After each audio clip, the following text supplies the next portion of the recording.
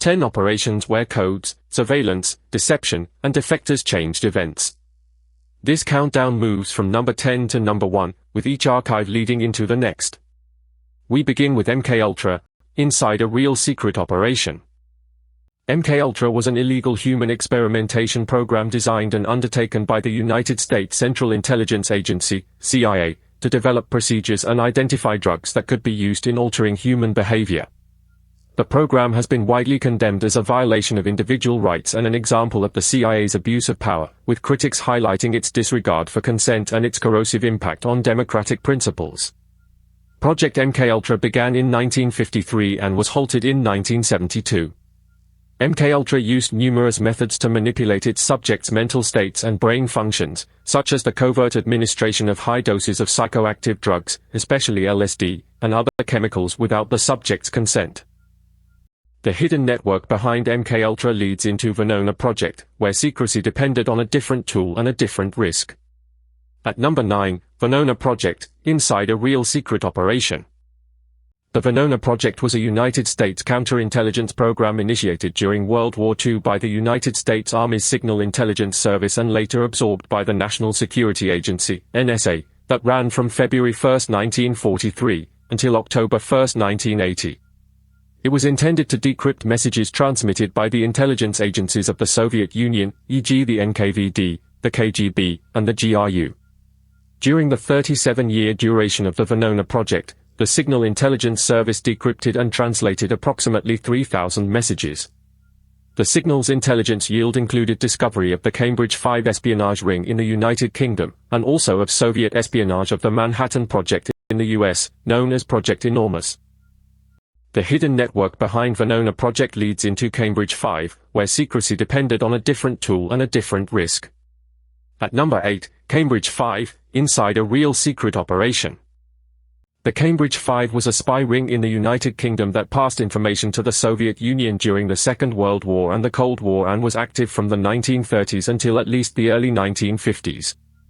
None of the known members were ever prosecuted for spying. The number and membership of the ring emerged slowly, from the 1950s onwards. The general public first became aware of the conspiracy in 1951 after the sudden flight of Donald McLean, 1913 to 1983, codename Homer, and Guy Burgess, 1911 to 1963, codename Hicks, to the Soviet Union. The hidden network behind Cambridge 5 leads into Operation Gladio, where secrecy depended on a different tool and a different risk. At number 7, Operation Gladio, inside a real secret operation. Operation Gladio was the code name for clandestine, stay-behind, operations of armed resistance that were organized by the Western Union, WU, founded in 1948, and subsequently by NATO, formed in 1949, and by the CIA, established in 1947, in collaboration with several European intelligence agencies during the Cold War. Although Gladio specifically refers to the Italian branch of the NATO stay-behind organizations, Operation Gladio is used as an informal name for all of them. Stay-behind operations were prepared in many NATO member countries, and in some neutral countries. The hidden network behind Operation Gladio leads into Operation Northwoods, where secrecy depended on a different tool and a different risk. At number 6, Operation Northwoods, inside a real secret operation. Operation Northwoods was a proposed false flag operation which originated within the Department of Defense of the U.S. government in 1962. The proposals called for Central Intelligence Agency, CIA, operatives to both stage and commit acts of terrorism against U.S. military and civilian targets, blame them on the Cuban government, and use them to justify a war against Cuba. The possibilities detailed in the document included the remote control of civilian aircraft which would be secretly repainted as U.S. Air Force planes, a fabricated shoot-down of a U.S. Air Force fighter aircraft off the coast of Cuba, the possible assassination of Cuban immigrants, sinking boats of Cuban refugees on the high seas, exploding a U.S. ship, and orchestrating terrorism in U.S. cities. The proposals were rejected by U.S. President John F. The hidden network behind Operation Northwoods leads into COINTELPRO, where secrecy depended on a different tool and a different risk. At number 5, COINTELPRO, inside a real secret operation. COINTELPRO, a syllabic abbreviation derived from Counter-Intelligence Program, was a series of covert projects conducted between 1956 and 1971 by the United States Federal Bureau of Investigation, FBI, aimed at surveilling, infiltrating, discrediting, and disrupting American political parties and organizations that the FBI perceived as subversive. Its importance comes from the surviving evidence and the way later researchers reconstructed what happened. The details are often simplified in retellings, but the historical record preserves a more complicated sequence of decisions and consequences.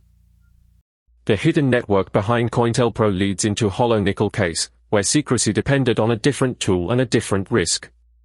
At number 4, hollow nickel case, inside a real secret operation.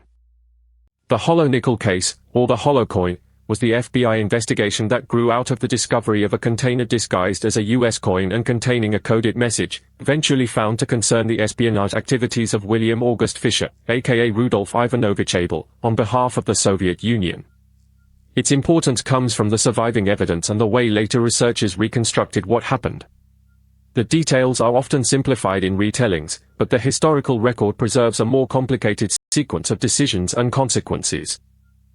The hidden network behind hollow nickel case leads into farewell dossier, where secrecy depended on a different tool and a different risk. At number 3, farewell dossier, inside a real secret operation. The farewell dossier was the collection of documents that Colonel Vladimir Vetrov, a KGB defector, en place, codenamed Farewell, gathered and gave to the Direction de la Surveillance du Territoire, DST, in 1981–82, during the Cold War.